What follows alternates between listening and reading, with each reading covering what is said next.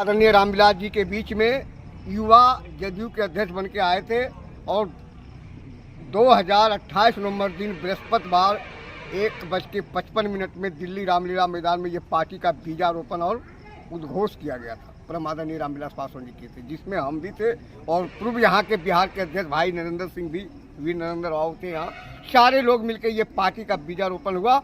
उस समय से मैं इस पार्टी का वफादार सिपाही हूँ, कार्यकर्ता हूँ। जिसमें जम्मू में कोई नाम लेने वाला नहीं था, उसमें मैं इनका झंडा धोना, पोस्टर साटना, बढ़िया हिंदी बोलना, ये काम मेरा रहता था। और मैंने जिनको मैंने सिखाया चलना समर समर के, आज हमसे चलते वो तेवर बदल बदल के। आपने सर जैसे एक पौधा को सींच करके बड़ा करता है, उस तरह से आपने पार्टी को मजबूत देने का काम किया।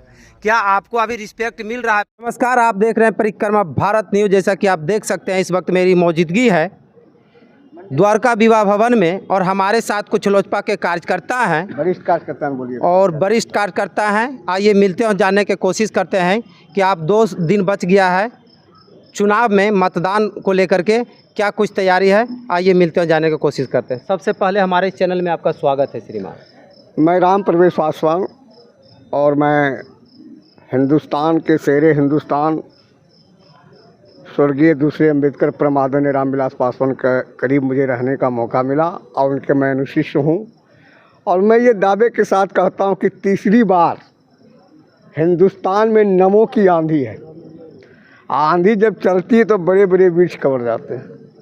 निश्चित रूप से दिल्ली के लाल किले पर परम आदरणीय मोदी जी तीसरी बार हिंदुस्तान के प्रधानमंत्री के रूप में पंचम तिरंगा फहराएंगे।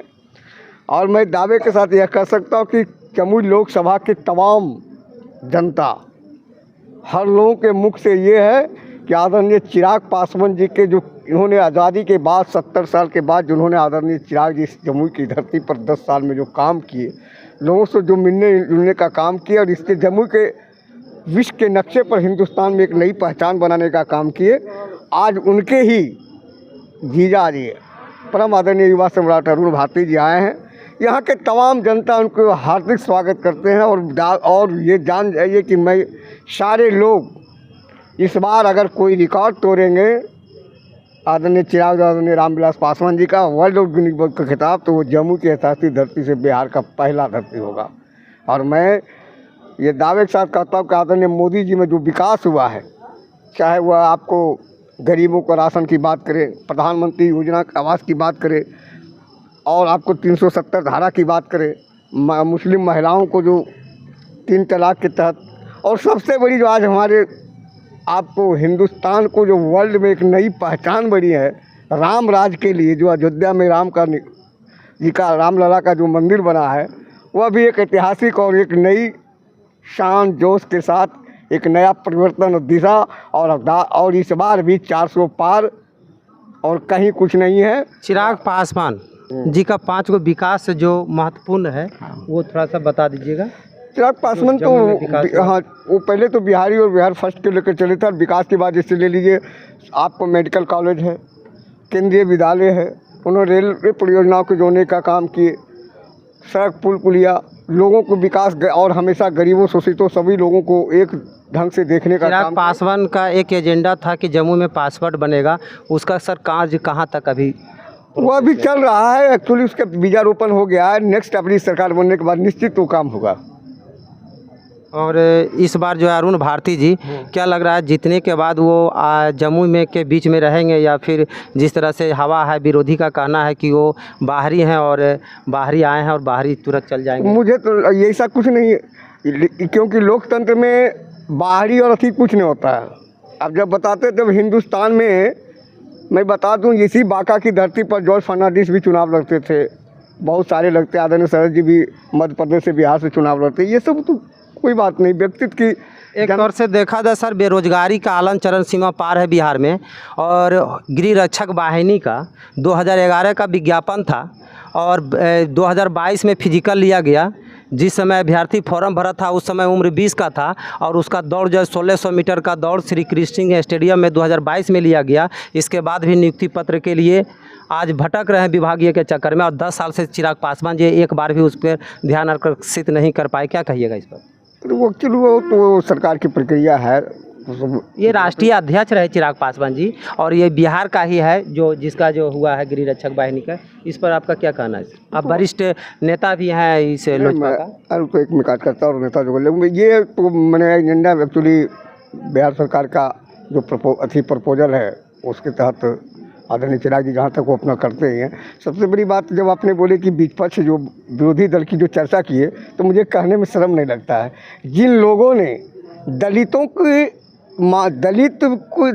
को अपहरण करके, दलित महिलाओं को अपहरण करके यहाँ चाहते हैं कि मैं दलित महिलाओं को अपहरण करके और उनके द्वारा मैं नेतृत्व उनके हाथ में सौंपूं, ये दुर्भाग्यपूर्ण है। आवाम जनता दलित भी सो चुकी है कि आज आरक्षण को हरण किया जा रहा है, हाईजेक किया जा रहा है।